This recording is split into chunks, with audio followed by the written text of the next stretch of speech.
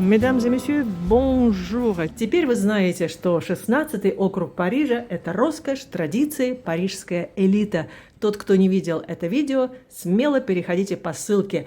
Сегодня поговорим о загадочном парижском племени, о бобо. Вы наверняка слышали это слово или встречали таких людей. Они на велосипедах с сумкой из органического хлопка пьют кофе третьей волны и рассуждают об экологии.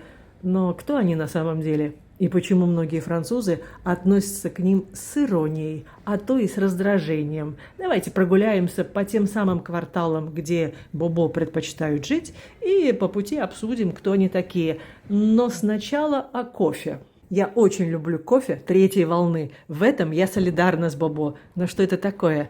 Кофе третьей волны – не конкретный сорт или способ приготовления, а философия кофейной культуры, в которой кофе возводится в ранг гастрономического продукта со сложным вкусовым профилем. 3 волны кофе. Вы когда-нибудь слышали об этом?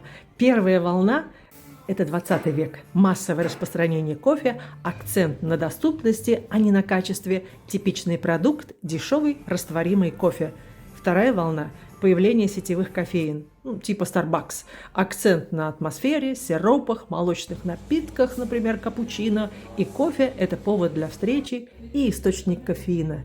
Третья волна – сейчас, в 21 веке, переосмысление самого кофе. Он становится самостоятельным гастрономическим продуктом с уникальным вкусом, который зависит от множества факторов. Качество зерна в центре внимания. Кофе с конкретной фермы, региона, урожая, прозрачность происхождения. На упаковке указывают страну, регион, ферму, сорт, метод обработки, дату обжарки, иногда даже имя фермера. Чаще всего это легкая и средняя обжарка. Цель – не заглушить вкус горечью, а раскрыть природные ноты зерна. Кислотность, сладость, фруктовые, цветочные, ореховые оттенки. То есть кофе третьей волны – это осознанный выбор в пользу качества, прозрачности и уважения к продукту и тем, кто его создает.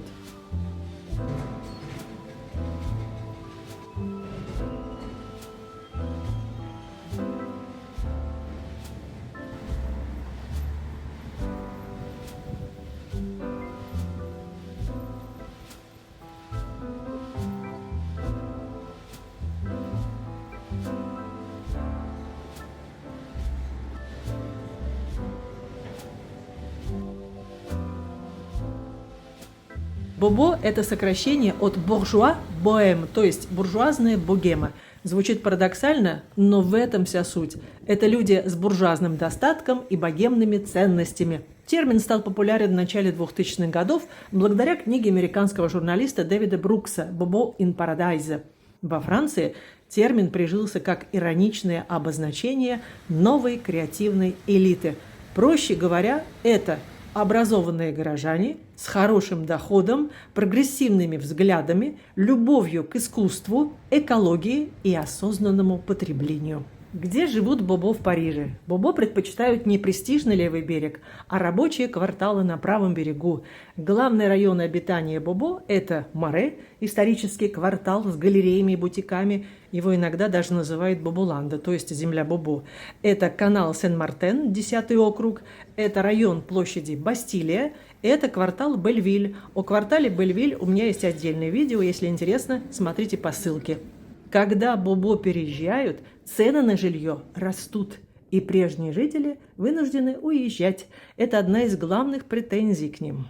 Давайте нарисуем портрет типичного парижского бобо. Возраст от 25 до 45 лет, образование, престижные вузы, часто гуманитарные, работа, креативная индустрия, дизайн, медиа, архитектура, стартапы, доход средний или высокий, но подается как не главное.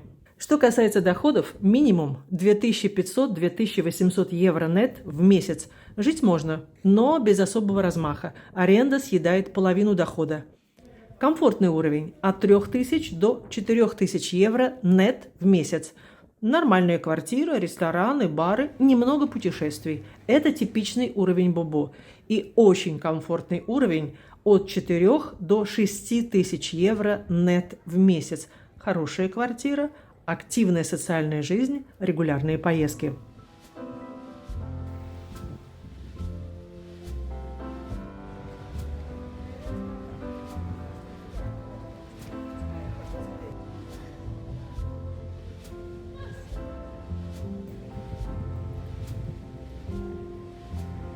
Представители этого социального слоя – идеалисты с легким налетом снобизма. Их мировоззрение строится на стремлении изменить мир к лучшему. У них левые политические взгляды, поддержка идей урбанизма, экологии и устойчивого развития, феминизм, экоактивизм, антирасизм, вера в социальное равенство и этническую толерантность, защита прав меньшинств. Их поведение порой кажется противоречивым. Они верят в равенство, но отправляют детей в частные школы. Они защищают угнетенные меньшинства, но могут толкнуть вас плечом на тротуаре и уйти, не извинившись. В этом тоже проявляется их особый, слегка высокомерный шарм. Они выступают за охрану окружающей среды и пропагандируют отказ от автомобилей в пользу велосипедов и самокатов. При этом их идеал – жить в городе, но с деревенским уютом. Что касается стиля жизни, вместо автомобиля – велосипед или электросамокат. Быстрее, экологичнее, веселее. Вместо супермаркета – фермерский рынок или магазин с органическими продуктами. Что касается одежды – винтажные находки вместо одноразовой моды. Каждая вещь с характером, каждая уникальна. Этичные бренды дополняют гардероб. Одежда, за которую не стыдно ни перед планетой, ни перед собой. А вот для души галерея с экспериментальной выставкой, сеанс независимого кино, где кадры говорят больше слов, йога на рассвете или неспешные бранчи с друзьями, где главное не еда, а разговоры о важном. Так кто же они? Смесь анархизма, эгоцентризма, скептицизма и высокомерия. Бобо хотят изменить мир, но остаются частью системы, которую критикуют. Они мечтают о гармонии, но их присутствие меняет среду вокруг не всегда так, как они планировали. Французская пословица гласит: «Гони природу в дверь, она влетит в окно». Буржуа остается буржуа, даже если он называет себя Бобо. Но именно эта двойственность делает их такими узнаваемыми и такими парижскими. Теперь самое интересное. Почему Бобо так раздражают многих французов? Разберем основные претензии. Лицемерие. Они говорят: мы против капитализма, за экологию и равенство, но при этом живут в дорогих районах, покупают экологически чистые продукты, которые, кстати, стоят недешево, и летают в отпуск, пусть даже осознанно. Со стороны это выглядит как мораль сверху вниз. Отрыв от реальной Франции. Рабочие классы и провинции считают, что Бобо не понимают повседневных проблем, цен, работы, безопасности. И отсюда фраза «Ils vivent dans leur bulle» – «Они живут в своем пузыре». Бобо превращают рабочие кварталы в модные места. Цены растут, старые жители уезжают. Даже если лично они хорошие, они все равно становятся символом вытеснения. Культурный снобизм. Им приписывают установку: если ты не сортируешь мусор, не ешь киноа и не голосуешь правильно, ты отсталый. Это злит. Сильно. Но все-таки это стереотипы, а не объективная истина. Многие французы сами частично бобо, но не любят это слово.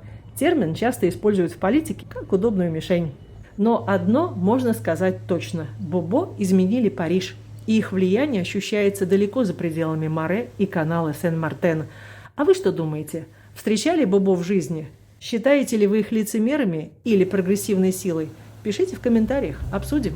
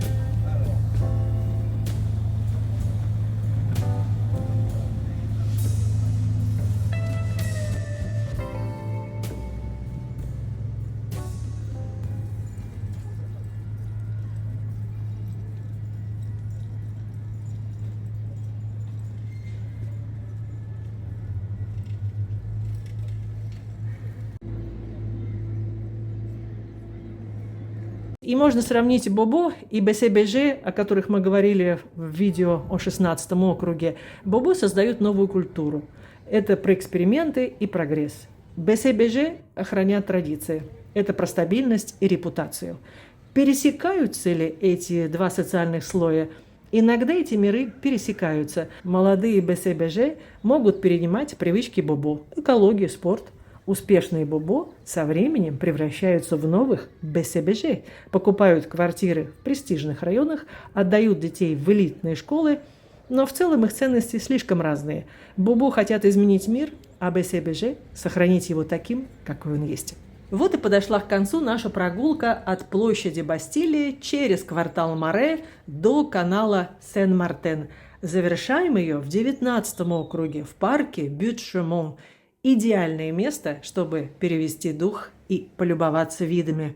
Если тема парижских социальных слоев вас заинтересовала, дайте знать в комментариях.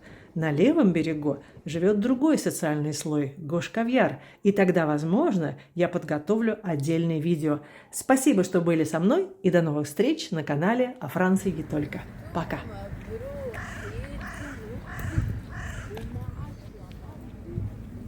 О, черемуха цветет. Какие ароматы. Et avril, ouais, c'est pas mal. Hein. Donc, on va avoir des gelées. Hein.